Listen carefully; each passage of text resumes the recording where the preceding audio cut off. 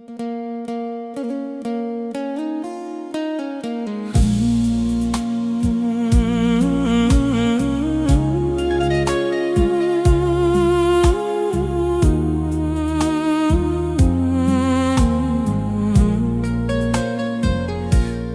បានអានសារអបរាស្រ័យថ្លៃថាអូនអស់ចិត្តពីបងពេលនោះបេះដូ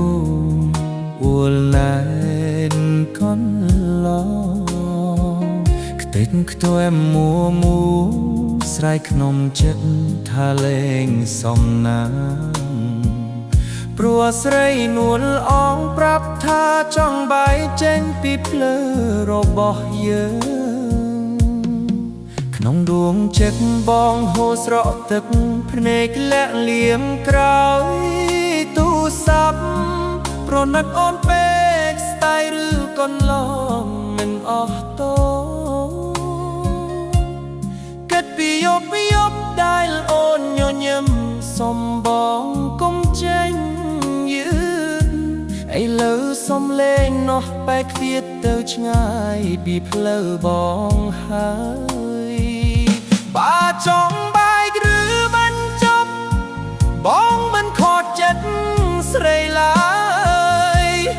សុំតែមួយយ៉ាងហេតុផលប្រាប់បងផងមានស្នេហ៍អូនណាយបងធ្វើឲ្យដួងចិត្តបងយំសោកអារិងរៃតែម្នាក់ឯងបើរូបបងមិនល្អ